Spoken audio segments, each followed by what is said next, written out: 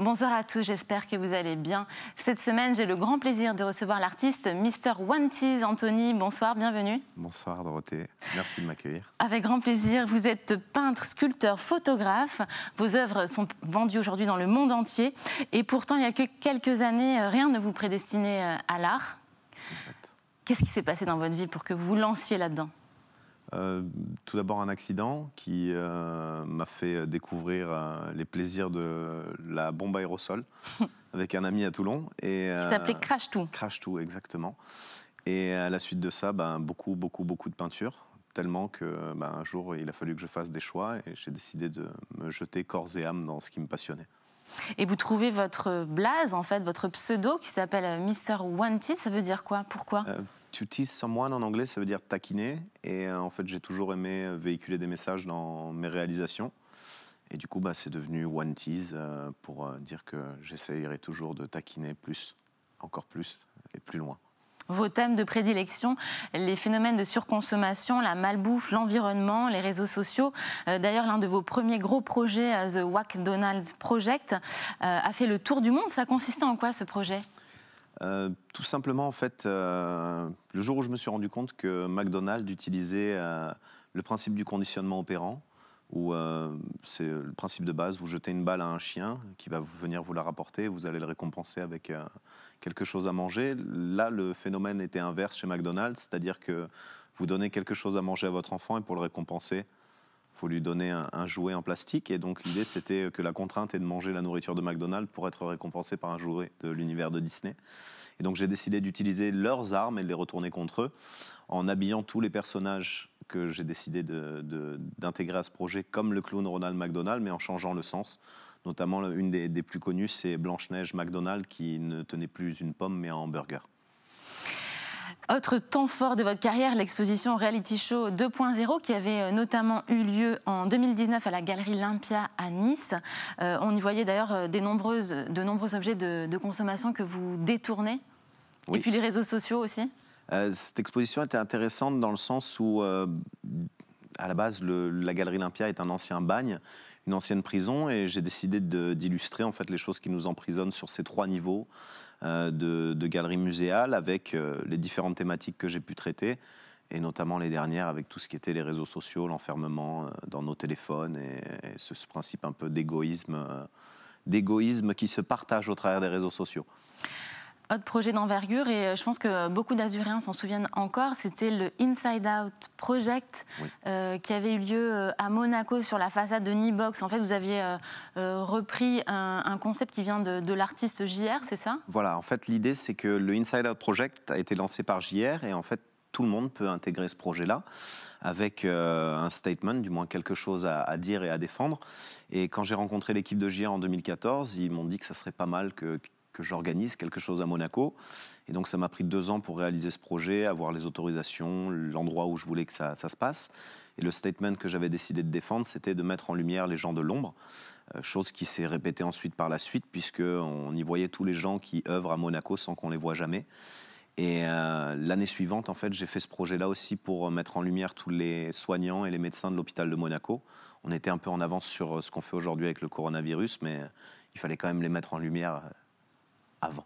Vous travaillez beaucoup à Monaco et vous avez même fait peindre le prince Albert II sur scène. C'était Nelson Mandela, non, c'est ça ? Oui, c'était une réalisation qui avait été... En fait, cette soirée avait été organisée par la Jeune Chambre économique, JCE de Monaco, qui m'avait demandé donc de faire une représentation en live, et c'était pas prévu à la base que je fasse peindre son Altesse.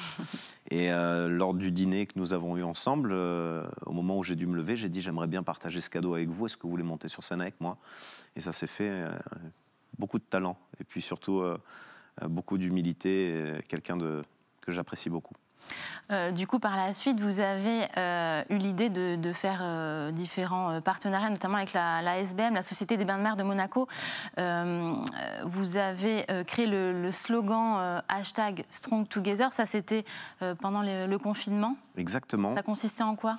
Alors, au départ, donc, ce statement, donc, cette phrase, l'idée, c'était de rassembler les gens sous une bannière, et le Strong Together, donc le fait d'être fort ensemble, était intéressant, puisque donc, tout d'abord, la SBM l'a affiché sur ses façades, puis ce slogan a fait écho. La Fondation de la Princesse Charlène a décidé de réaliser des masques qui ont été distribués à Monaco. Puis on a vu ce slogan apparaître aussi sur les voitures des 24 heures du Mans et encore dans différents projets, même sur la pelouse du stade Louis II de Monaco. En novembre dernier, vous avez une action qui vous a touché particulièrement, puisque vous êtes sensible aussi à la condition humaine. Vous êtes allé en Italie. Oui. Alors, vous avez travaillé avec des migrants, c'est ça? Ou exactement. Des immigrés? En fait, non, avec on va dire des réfugiés plutôt. Des réfugiés, pardon. Voilà. Et l'idée, en fait, c'était, on a toujours un peu cette image qu'en Italie, il y a quand même une extrême droite qui est très, très prononcée. Et en fait, j'ai rencontré ce maire qui s'appelle Amedeo, qui est le maire d'une commune qui s'appelle Roccavignale, dans la province de Savone. Et en fait, il m'a donné une carte blanche pour réaliser la façade de sa mairie. Et quand il m'a donné cette carte blanche-là, je lui ai dit que ça serait bien justement de changer un petit peu l'image italienne au travers du monde. Et en même temps, sa commune est extraordinaire puisqu'ils ont accueilli beaucoup de réfugiés. Et au lieu de les mettre à l'écart, en fait, ils les ont intégrés à la vie de la commune. Ça s'appelle Nos Signal Citoyens du Monde, ce projet. Exactement. En fait, le projet représente une mire de télévision, comme autrefois, quand la télé était déconnectée, on avait cette espèce de grand symbole crypté. Et j'ai décidé d'y apposer le monde dessus, du moins une map monde, dans le sens où aujourd'hui, on est connecté avec l'autre bout de la planète, mais on n'est pas connecté avec son voisin. Et en fait, l'idée de ce projet-là, c'était en même temps de faire venir ces réfugiés-là et qu'ils puissent apposer leurs mains sur leur pays d'origine et la laisser comme une trace sur cette façade pour dire qu'ils étaient heureux aujourd'hui d'être en Italie et d'être intégrés à la vie de la communauté. Ça fait résonance à une œuvre que vous aviez faite à l'époque qui s'appelait Welcome Abroad. Exactement. Alors en fait, c'était une œuvre, quand vous arrivez sur des bateaux, souvent il y a marqué « Welcome on board » ou « Welcome aboard ». On traduit qui veut dire donc bienvenue à bord. Et j'avais fait un jeu de mots, j'avais réalisé des grandes bouées, notamment une principalement de 2 mètres de haut avec marqué Welcome Abroad, qui veut dire bienvenue à l'étranger, puisque l'idée c'était que au lieu d'accueillir les migrants, en fait, on leur jetait cette espèce de bouée qui n'était pas pour les accueillir, mais pour ensuite être placés dans des camps et peut-être renvoyés dans leur pays d'origine. Un autre sujet qui vous touche, c'est l'environnement. Oui. Dernièrement, vous avez créé une œuvre qui est proche de Colomar, une œuvre géante. Sur la commune de Nice, où j'ai réalisé une forêt, un sous-bois, qu'avec les Bleus de Méditerranée. Une œuvre que j'avais dessinée donc, bien en amont, je pense en 2018, que j'ai réalisée donc, pendant le confinement en 2020, qui a été une collaboration aussi avec un artiste sculpteur qui a ensuite installé sa sculpture, qui s'appelle Laurent Brachland, que je salue d'ailleurs, parce que ça a été une très belle aventure humaine.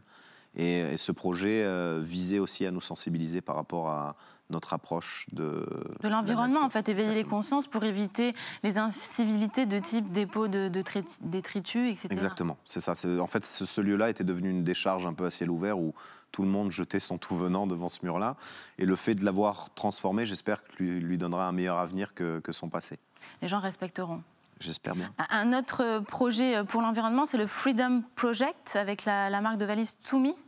Exactement. Alors en fait, Tumi, c'est une marque de valise internationale avec lesquelles j'ai eu l'occasion de collaborer plusieurs fois lors d'un événement qui s'appelle UPAO à Monaco, qui est un événement en fait où des artistes du monde entier viennent, peignent en direct et ces œuvres sont vendues aux enchères au profit de la Fondation Prince Albert II de Monaco. Et en fait, Tumi a recontacté donc 10 artistes dans le monde entier et nous a envoyé des valises. Et en fait, on devait les transformer en œuvres d'art. Et pour les miennes, j'ai décidé de les transformer en jerrycan. Pourquoi ? Parce que Waves for Water, c'est un projet en fait qui va emmener de l'eau dans des villages d'Afrique où il n'y en a pas et qui en même temps aussi permet d'avoir des filtres qui vont traiter de l'eau croupie et la rendre potable. Donc en fait, j'ai transformé mes 2 valises en jerrycan puisque le volume des valises est toujours effectué en litres et j'ai transformé une valise d'eau chaude et une valise d'eau froide qui peut être... Et sinon, vous dormez la nuit parce qu'avec tous ces projets... Je vais dormir de moins en moins d'ailleurs parce on attend un petit garçon, donc je pense que je vais dormir de moins en moins maintenant. Mais ça sera l'occasion de créer encore de belles choses, je pense.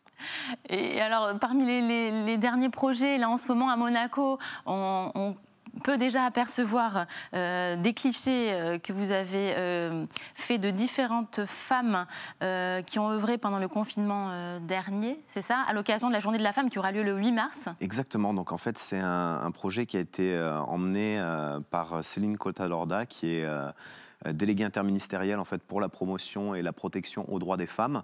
Et c'est la 3e année consécutive où on réalise le projet ensemble. Et cette année, donc l'idée c'était de mettre encore en lumière les femmes de l'ombre, notamment toutes ces femmes qui ont œuvré pendant le coronavirus, et en fait leur dire un grand merci, puisque notre vie a pu continuer, certes, avec ce confinement, mais dans des manières, du moins de plus belles manières grâce à elle. On peut les voir, toutes ces photos, à l'entrée, aux entrées de la Principauté, sur le Rocher, à la galerie commerciale de Fontvieille, c'est ça? Sur la façade du ministère d'État, dans les vitrines du Conseil national, sur les arrières de bus. Et puis aussi sur Internet, vous allez faire des vidéos, j'imagine. Exactement, oui. Pour montrer tout ça. Et alors, votre actu, ça sera peut-être votre venue à Nice bientôt?